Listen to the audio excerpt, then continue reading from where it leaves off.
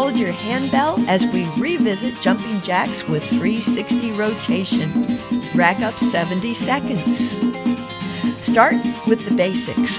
Hold the bell vertically in your right hand. Submerge only the lower half. Sweep your right arm to the front, then wide to the side. Your left arm points straight forward and never moves. Keep working these single right arm sweeps as you do jumping jacks down below. Recall that legs squat apart and together in low down rebounds.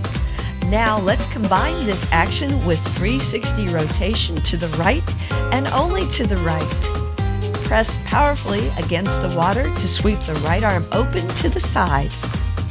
Resist the urge to help with your opposite arm. It remains solidly to the front. Now switch the handbell to your left hand. And you guessed it, rotate to the left or counterclockwise.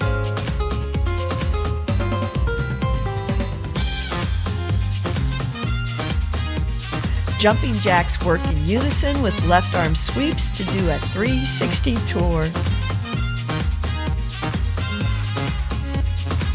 Rotate big and beautiful. This is your final cardio move with only 10 seconds to go. 5, 4, 3, 2, 1.